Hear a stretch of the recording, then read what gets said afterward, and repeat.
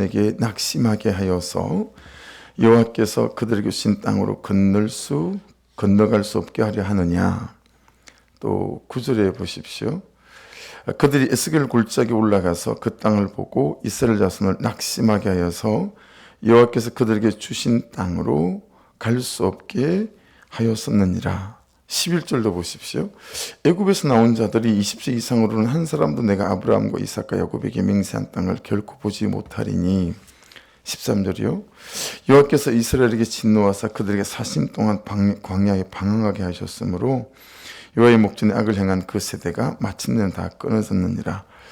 그러니까 여러분 7절 말씀, 9절 말씀, 11절, 13절 말씀이 말씀하는 바를 그냥 한 문장으로 이렇게 요약을 한다 치면 부르심, 또 보내심, 또 우리의 어떤 소명, 맡기심, 이제 이런 것들을 우리가 놓아버리게 되어지게 되면 이 하나님으로부터, 약속으로부터, 말씀으로부터 끊어질 수밖에 없다. 이제 그렇게 우리가 말씀을 볼 수 있겠죠, 그렇죠? 제일 무서운 말씀은 15절에 사실 있어요. 15절 한번 보십시오. 너희가 만일 돌이켜 여호와를 떠나면 여호와께서 다시 이 백성을 광야에 버리시리니 그리하면 너희가 이 모든 백성을 멸망시키리라. 그렇게 말씀합니다. 보세요. 40년 전에는 10명이 200만 명의 사람들이 40년 동안 광야를 헤매게 만들고 광야에서 죽게 만들었잖아요. 근데 지금은 르우벤 자손과 갓 자손 이렇게 하면, 그래서 이스라엘 백성들이 그들 때문에 동요가 시작되어지게 되면, 그래서 낙심하게 되면 여호와께서 다시 이스라엘 백성 전체를 광야에 버리실 수 있다라고 지금 말씀하시는 걸 볼 수 있어요. 결국 40년 전에 10명이 그랬던 것처럼 이제는 너희 두 지파가 그럴 수 있다라고 이제 말씀하시는 거죠. 그 이유가 뭐냐면 이제 1절 아니겠어요, 그렇죠? 르우벤 자손과 갓 자손은 심히 많은 가축대를 가졌더라. 그들이 야셀 땅과 길라 땅을 본즉 그곳은 목축할 만한 장소인지라. 심히 많은 가축대를 가졌기 때문이고 또 목축할 만한 좋은 장소를 그들이 만났기 때문이다 라고 하는 거예요. 말씀을 다시 보면서 여러분, 우리 삶이 딱 그러하다라고 하는 것들을 깨닫게 되었어요. 우리가 말씀을 따라 산다라고 하지만 삶에 이런저런 일이 생기게 되면, 그리고 그것이 우리의 삶이나 우리의 마음을, 또 우리의 눈을 부욕해 하기 시작하게 되면 이제 말씀이 뒷전이 되는 경우들이 많이 생기죠. 그렇죠? 말씀이 뒷전이 되면 어떻게 되죠? 우리의 부르심이나 또 우리의 보내심들이 안 보이게 되었습니다. 그렇죠? 그래서 그냥 내 현실만 보이게 되어지는 거죠. 내 감정만 보이고 내 혈기와 주장만 이제 나에게서 왕 노릇하고 주인 노릇하기 시작합니다. 말씀에 나를 맞추고 또 말씀에다가 내 삶을 맞춰야 하는데, 그게 여러분 우리가 해보지만 참 그리 어렵습니다. 우리는 내 삶에다가 말씀을 맞춰 살아가는 일들이 우리의 삶에 허다하게 일어나는 일들이다 라고 하는 거죠. 그냥 말 그대로 내 눈에 보기에 좋고 내 감정이 이끄는 대로 살아가다 보면 그냥 내가 어느 순간 그냥 흘러서 떠내려가고 있는 모습을 볼 수 있다라고 하는 것이죠. 5절 말씀을 한번 보십시오. 또 이르되 우리가 만일 당신에게 은혜를 입었으면 이 땅을 당신의 종들에게 그들의 소유로 주시고 우리에게 요단강을 건너지 않게 하소서. 5절 말씀을 보면 이제 가나안 땅이라고 하는 소명 없고요, 어떤 역할도 없어요. 굳이 요단강을 건너서 피 흘리고 싸움을 하면서 가나안 땅을 정복할 거 뭐 있냐라고 하는 거죠.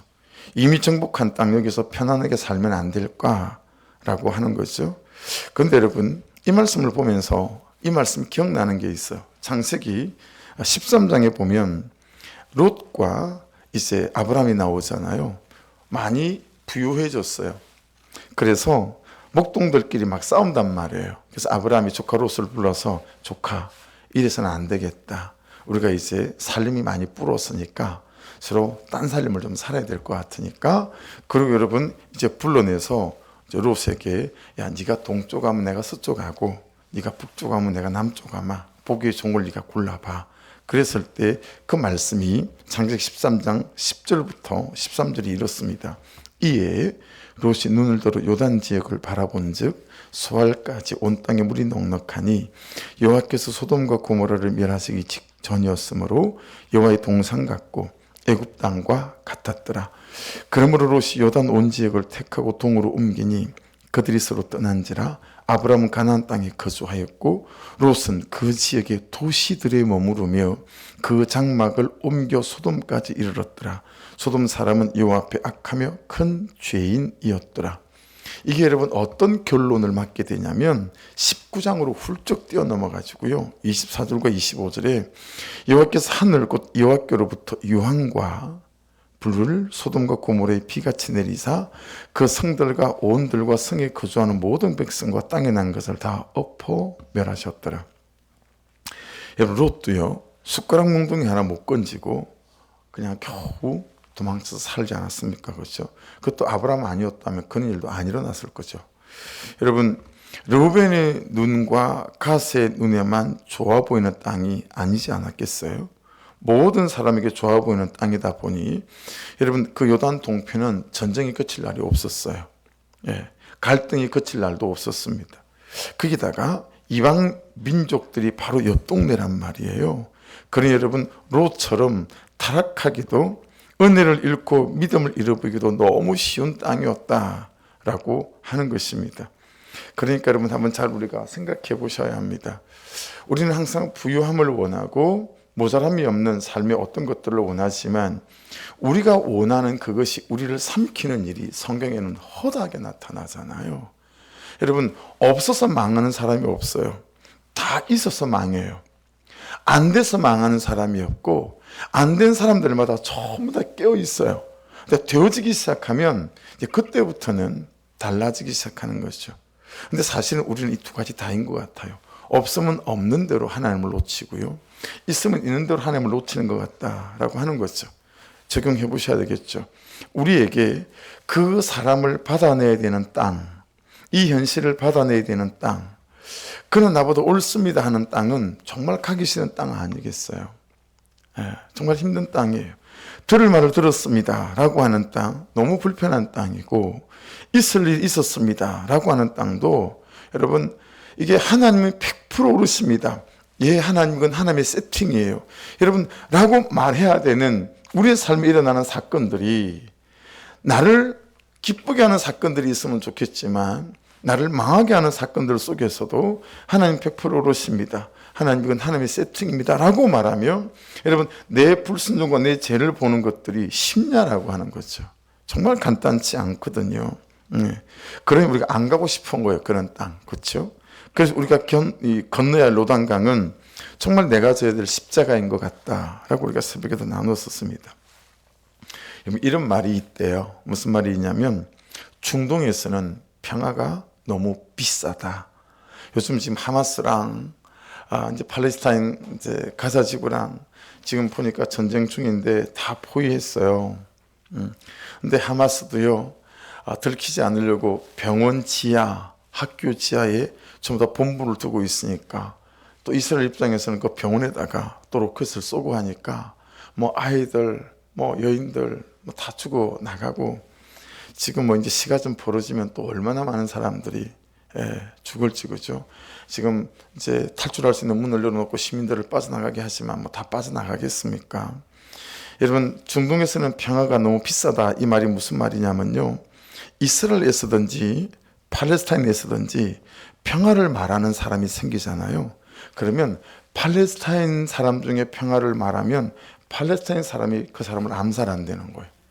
이스라엘 사람 중에서 평화를 말하면 팔레스타인과 그럼 이스라엘 사람이 그 이스라엘 사람을 암살한다는 거예요.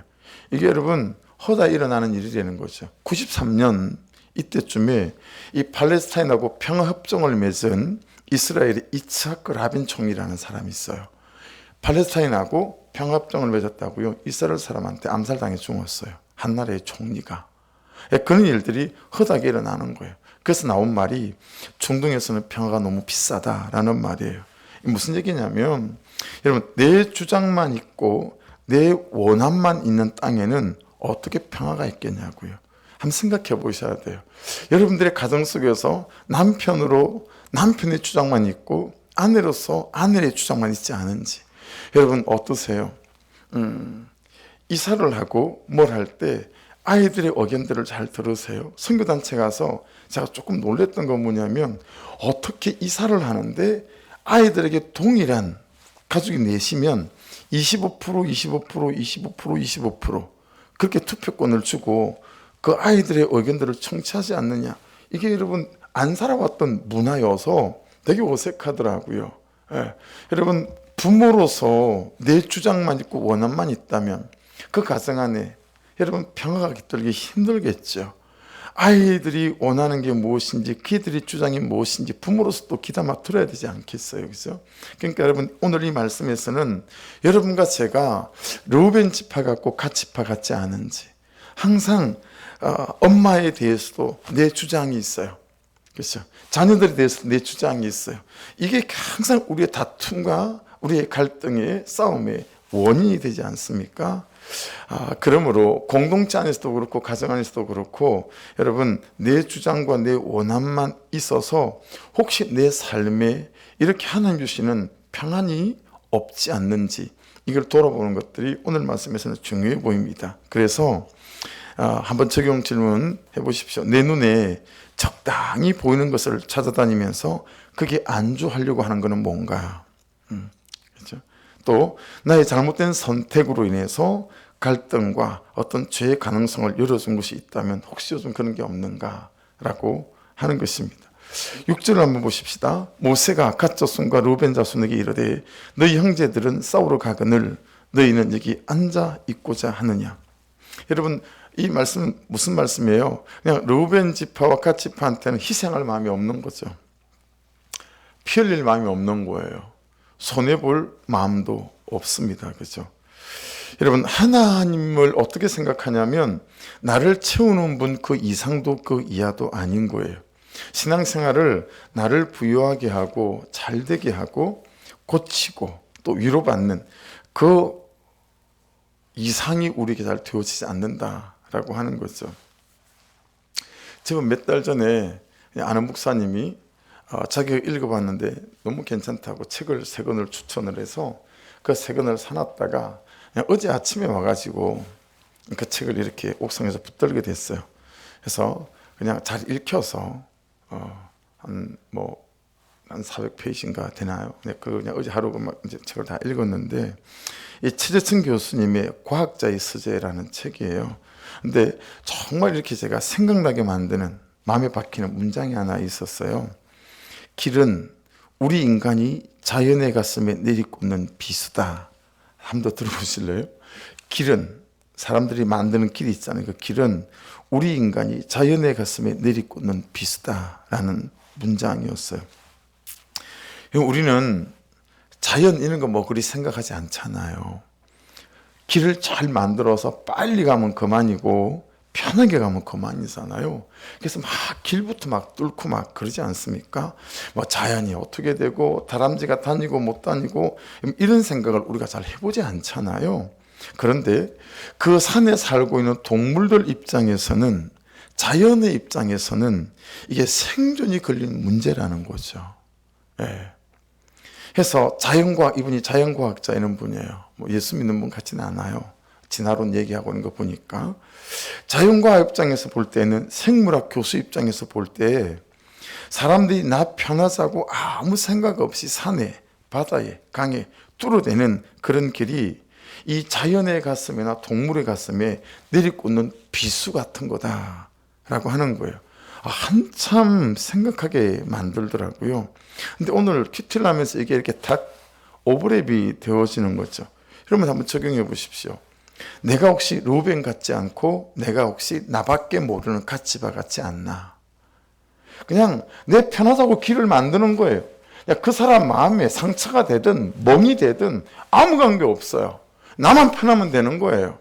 나만 남는 장사가 되면 되고 뭐 그러니까 남편의 가슴에, 아내의 가슴에, 부모님 가슴에 뭐 멍이 나든 상처가 나든 생채기가 나든 아무 관계 없는 거예요. 나만 길 만들어서 그냥 나만 편하고 좋으면 되는 거죠. 이런 이기주의, 이기심, 내가 혹시 갓 같지 않을까? 내가 혹시 르우벤 같지 않을까? 여러분, 오늘 말씀에는 특히 이런 이기심과 이기주의, 이걸 정말 좀 생각해보고 부모 입장에서, 자식 입장에서, 또는 아내 입장에서, 남편의 입장에서 여러분 그렇게 좀 들여다볼 수 있어야 될 것 같아요. 그래서 나는 아내에 대하여 너무 이기적이지 않은가? 내가 부모님에게 너무 이기적이지 않은가? 내가 공동체 안에서 나는 목원으로서 목자에 대해서 너무 이기적이지 않은가? 그렇죠? 이런 것들을 돌아볼 수 있어야 되겠다라고 하는 거예요. 근데 문제는 뭐냐면 7절을 보십시오.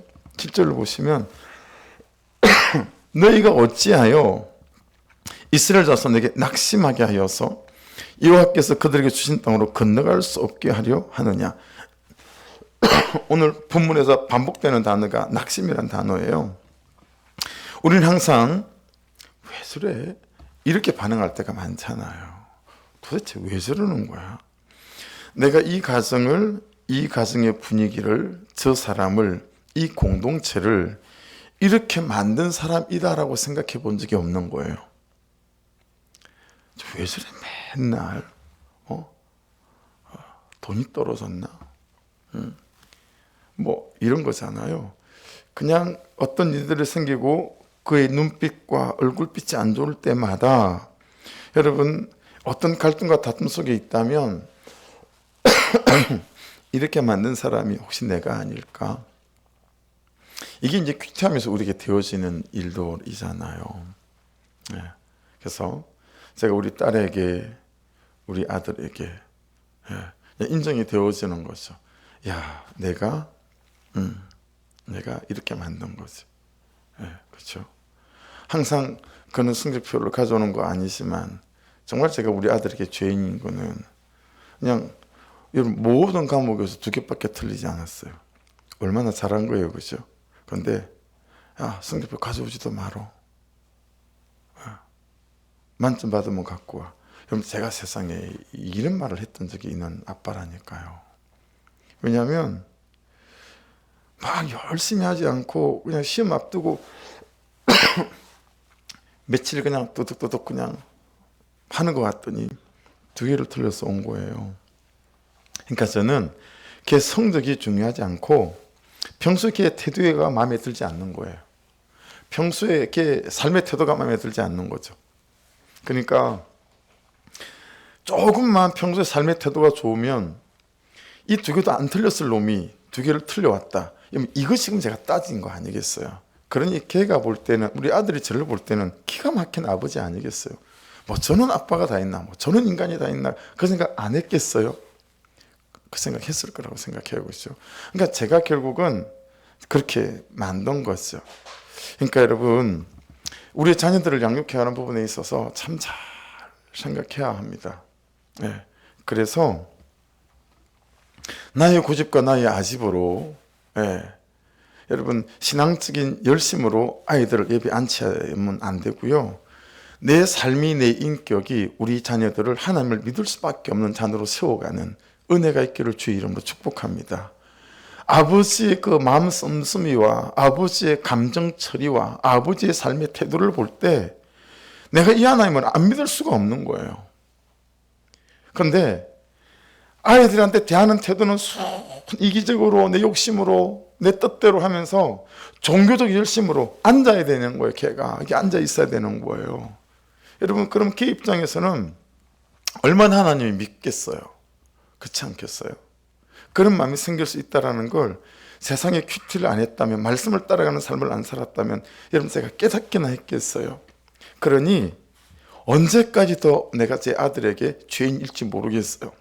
근데 언제까지라도 제가 제 아들에게 죄인으로 이렇게 살아갈 용의가 있어요. 그래서 그냥 우리가 며칠 전에 나눴던 새벽 큐티로 친다면 내가 걔보다는 한 걸음 더 하나님께로 걸어가는 사람이 되어야 되겠다. 내가 걔보다 두 걸음은 더 은혜 안으로 걸어가는 사람이 되어져서 걔가 반 걸음 걸으면 제가 하나님께로 두 걸음 걸어갔으면 한 걸음 반이 남잖아요. 그 한 걸음 반의 은혜를 가지고 내가 우리 아들을 받아내는 거죠. 언제까지요? 녹아질 때까지. 하나님 은혜에 녹아지고 하나님 그분의 사랑에 녹아져서, 그래서 내가 보이지 않고 저에게서 하나님이 보일 때, 제가 보이지 않고 아버지의 사랑 말고 하나님의 사랑이 보일 때, 여러분 그러면 어떤 사람이 배겨내겠어요? 하나님의 사랑이 보이는데 어떻게 하나님을 안 구하고 안 찾을 수 있겠어요? 그렇죠? 그때까지가 제가 해야 될 작업이고 제가 해야 될 내 지나온 삶에 대한 회개하는 삶이지 않겠느냐라고 하는 거죠. 하나님 앞에 회개하지만 진짜 회개는 내가 그 사람에 대하여 회개하는 삶이 되어질 때가 진짜 회개니까 그것이 저의 문제고 여러분의 문제가 될 수 있겠죠. 여러분, 이렇게 만든 거 나이지 않을까라고 자신을 돌아볼 수 있는 그런 은혜가 있기를 주의 이름으로 축복합니다. 절대 어떤 누구를 탓하지 마시고 말이죠. 공동체의 낙심은, 가정의 낙심은, 또 사람의 낙심은 항상 나밖에 모르는 이기심, 이기주의에서 온다라고 하는 거죠. 그래서 여러분, 낙심은요, 누라는 히브리어예요. 제지하다, 허락하지 않다, 헛되게 하다, 거절하다, 좌절케 하다, 이런 5가지 뜻을 갖고 있어요. 그런데 여러분, 이 이기심의 힘이 얼마나 세냐면 여호와께서, 지금 7절 보세요. 하반절에 여호와께서 그들에게 주신 땅으로 건너갈 수 없게 하려 하느냐. 여러분, 이기심의 힘이 얼마나 세냐면 여호와께서 그들에게 주신 땅으로 건너갈 수 없게도 할 수 있다는 거예요. 그러니 한 사람 잡아뜨리는 거는 장난이죠. 그렇죠? 우리가 얼마나 이기적입니까? 얼마나 이기적입니까? 그러니까 여러분, 참 제가 이 성령 이전의 과정을 따라가면서 하나님께 너무 감사한 건 어떤 거냐면 그런 생각이 드는 거예요. 내가 하나님의 뜻도 아닌데 내가 하나님의 뜻인 것처럼 만들어서 내가 우리 성도들을 고생시키지 않아야 되겠다. 여러분, 이런 한 가지 한 가지 생각들이 다 살펴지는 거예요. 얼마나 쇠가 빠지게 성도들이 살아가고 있는데 그냥 조금만 말씀 안에서 떨어져서요, 다른 사람을 쳐다보게 되어지게 되면 내가 죄인인 게 보이고 내가 모자란 게 보이고 내 악함이 보이고 이기심이 보인다라고 하는 것들이죠. 그래서 나의 이기심과 이기주의는 여호와께서 그들에게 주신 땅으로 건너갈 수 없게까지 할 수 있다라고 하는 것을 이 말씀 안에서 너무너무 유념해야 되겠다 라고 하는 것입니다. 그래서 여러분, 그 건너갈 수 없게 하려 하느냐, 이 아바라는 단어는 아예 그냥 사라지게 만들고 그리고 소멸하게 만든다라는 뜻을 갖고 있으니까 뭐 대단한 거죠. 내 권리와 내 주장밖에 모르는 이기심과 이기주의는 낙심을 가져오고 그 낙심은 사라지게 만들어 버린다는 거예요. 여러분, 우리의 이기심이 우리 주변에서 그 사람들이 하나님을 찾을 마음을 사라지게 만들어 버리는 거예요. 예배할 마음을 사라지게 만들어 버리는 거예요. 여러분, 저와 여러분에게 정말 은혜가 있고 말씀을 따라가는 삶이 있어서 하나님으로부터 100m 떨어져 있던 사람이 하나님 앞으로 쭉 다가설 수 있는 동기들이 생기는 은혜가 있기를 주의 이름으로 축복합니다.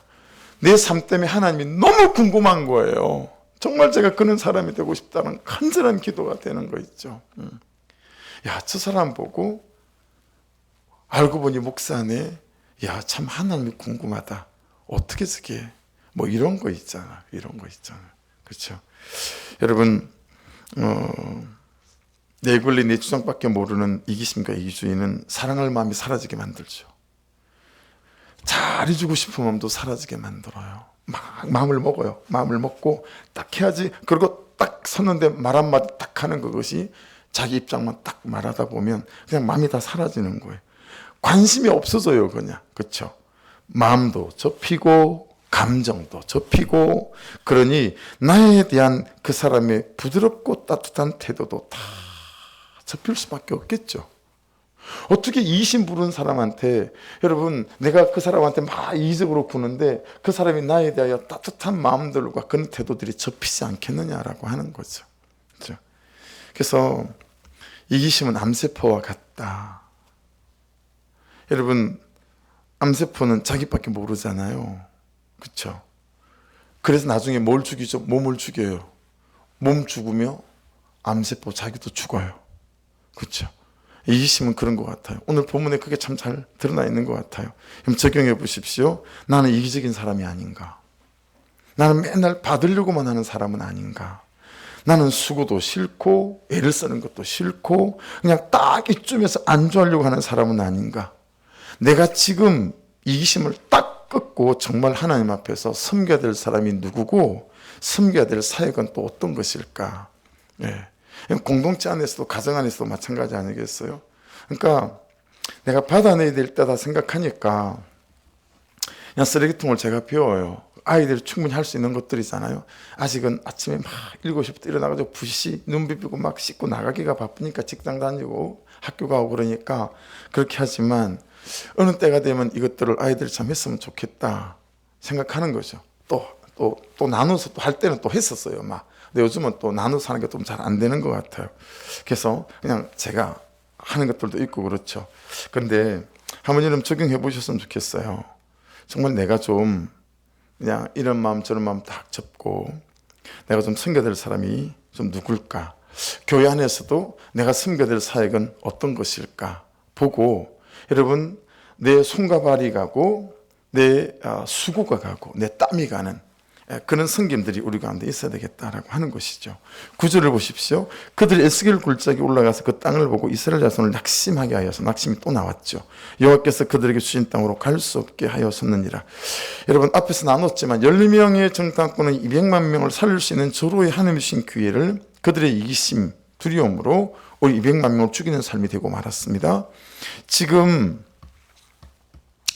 여러분의 삶, 제 삶, 지금이 그 사람을 살릴 수 있는 기회고 내 가정을 살릴 수 있는 기회이고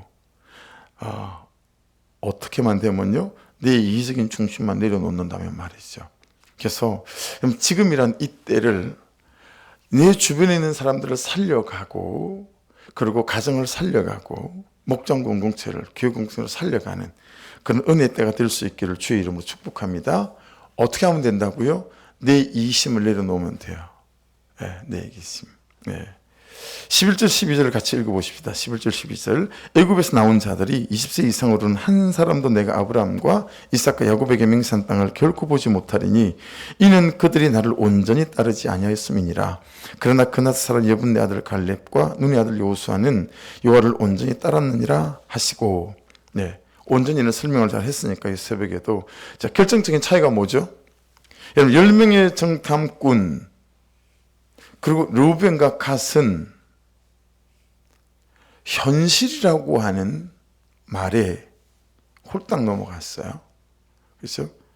10명의 정탐꾼은 너무너무 가나안 땅에 살고 있는 사람들이 강대한 것을 보고 그 현실이란 말에 쏙 넘어갔죠.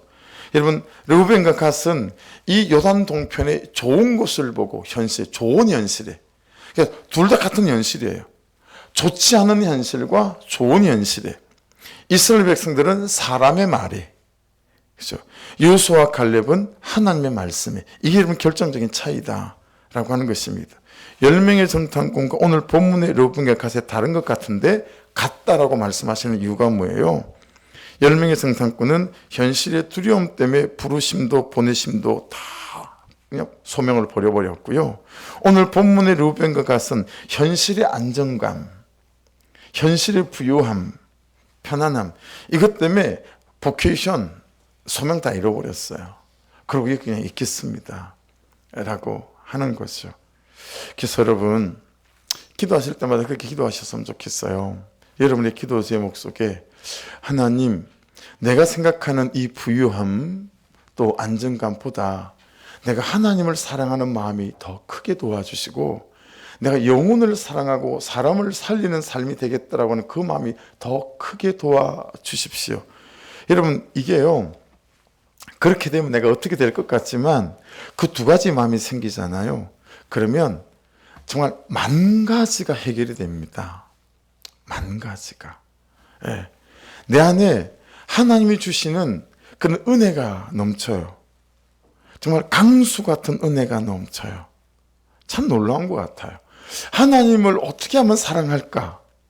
이게 되고 영혼을 어떻게 하면 사랑하고 내가 섬길 수 있을까? 그래서 하나님 앞에 하나님, 내가 하나님을 더 사랑하고 싶어요. 내가 그 사람을 더 사랑하고 섬기고 싶어요. 이게 되면 절대 넘을 수 없을 것 같은 이런저런 미움의 문턱들이, 용납할 수 없을 것 같은 문턱들이 훌쩍훌쩍 뛰어넘어지는 거 있죠.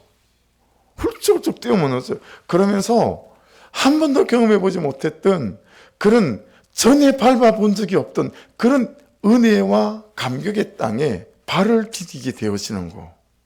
그러면서 그냥 사는 것 자체가 재미가 있어요. 되고 안 되고가 절대 나를 건들 수가 없어요. 건들 수가 없어요. 그냥 말씀을 따라가는 삶 그 자체가 나한테는 중요한 거예요. 그 과정 자체가 나는 중요하지 결과가 하나도 중요하지가 않아요. 그러니 어떤 현실이 나를 흔들 수 있겠어요? 또 정탐하러 들어가 봤더니 세상의 안학자 손에 이거 여러분 그런 것들이 나를 못 흔든다니까요. 그냥 말씀을 따라 걸어가는 과정 자체가 나한테는 너무 기쁨인 거예요. 그래서 아멘 할렐루야, 되든가 말든가 할렐루야, 그게 되는 거죠. 여전히 그 사람은 나한테 삐딱해요. 여전히 그 사람은 나한테 불편하게 돼요. 그런데 나는 하나님 주시는 은혜가 있어서 그분의 말씀대로 그를 내가 할 수 있는 최선을 다해서 섬기는 거예요. 그러니까 저는 간단한 적용 하나 나온 것도, 야, 오늘은 내가 수예배가 끝나자마자 빨리 올라가서 커피를 내려가지고 목자들 뿌리 목장에 내가 갖다 바치고 빨리 엠마트에 뛰어가서 맛있는 과일 하나를 사갖고 와서 갖다 바쳐야 되겠다. 할렐루야. 목자들은 좋으시죠? 이게 오늘 적용이 되더라니까요. 너무 안 섬기는 거예요. 제가 목자들을 맨날 목자들을 막 그냥 어떻게 하든 그냥 시켜 먹으려고 할렐루야 막 이러고 사는 거예요. 뭐 시켜 먹은 것도 없잖아요. 시켜 먹었죠. 여러분 이게 진짜 하나님 어떻게 사랑하죠? 영혼을 어떻게 사랑하죠? 그러니까 죄는 제대로 보이고 정말 내 잘못은 잘못대로 보이고. 여러분 오늘 아침에는 새벽 예배를 마치고 집에 갔는데 전화가 온 거예요. 목사님 빨리 오세요.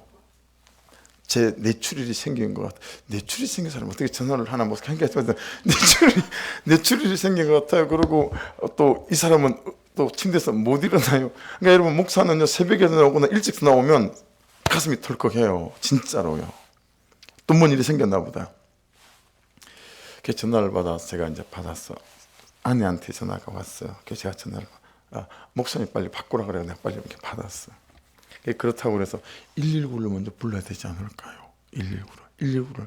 그랬더니 119를 부르래요 저보고. 그래서 이제 전화를 끊고 119에 전화를 했어요. 그래서 동산길 32번길 어디입니다. 빨리 좀 와주세요. 한 분은 뇌출인 것 같다 그러고 한 분은 못 일어난대요. 근데 좀 이따 119한테 전화가 왔어요. 혹시 거기 301호 아닙니까? 느낌이 이상하잖아요. 그래서 확실히 모르겠는데 전화해보고 다시 전화 드릴게요. 전화해보니까 301호가 맞아요. 바로 전화했죠 119에. 그랬더니 어제 벌써 2번 출동을 했다는 거예요. 어제 2번 출동을 해가지고 병원에 메디인 데리고 가지고 다 검사받고 약 처방받아서 왔는데 또 가야 될까요? 그러시는 거 있죠. 119가 왔지만 다시 보내셨더라고요. 그래서 얼른 이제 제가 갔어요. 갔더니 안 가고 주차장에 그대로 앉아 계신 거 있죠. 그래서 이제 기도했어요. 머리가 뇌출혈이 있다는 분 막 나 찾아 교회까지 왔다가 오셨더라고요. 그래서 그 주차장에 길에 막 사람 다니는 거기서 이제 머리 또 제쉬 미십니다. 이제 기도하고 박명호 씨. 그다음에 이제 임기사님이 몰랐어요. 목사가 진짜 관심이 없죠.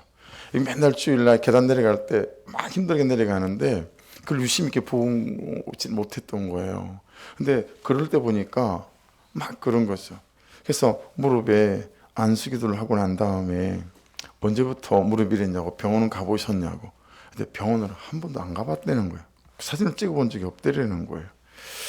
그러니까 다시 또 오늘 말씀을 보면서 그런 생각이 드는 거죠. 참 목사의 자격이 없다 내가. 여러분은 어떠세요? 여러분은 아내의 자격이 있으시고 남편의 자격이 있으시고 엄마의 자격이 있으시고 부모의 자격이 있으십니까? 오늘 그냥 그 무릎을 제가 손을 얹고 안수기도 하면서 그 주차장에서 참 내가 자격이 없는 사람이다. 그게 내 가슴이 좀 마음이 어렵더라고요. 여러분은 생각해 보세요. 난 자격이 있는 사람인가? 내 부모님을 모시고 있는데 내가 딸의 자격이 있나? 나는 아들의 자격이 있나? 다 하나하나 사랑하라고 쓴 사람들이고 섬기라고 쓴 사람이잖아요. 근데 서로 못 잡아먹어서 날린 거예요. 어떻게 하면 내가 하나도 승인 받을까? 이러고 살아가는 거예요. 근데 오늘 말씀에서 너무 분명히시잖아요. 그렇죠? 여러분, 자신의 삶의 자리와 역할을 잘 돌아보시고 정말 말씀으로 나를 이기고 말씀으로 현실을 이기는 능력 있기를 주의 이름으로 축복합니다. 그래서 정말 내가 궁금해지고 그래서 하나님이 궁금해져서 내 뒤에, 여러분 뒤에 줄을 서서 동일한 이 구속사의 이 계보를 이어가고 이 구속사의 걸음을 따라갈 수 있는 한 사람 한 사람 되어지고 한 가정이 되어져서 하나님의 사람으로 세워져가는 은혜가 있기를 주의 이름으로 축복합니다. 기도하겠습니다.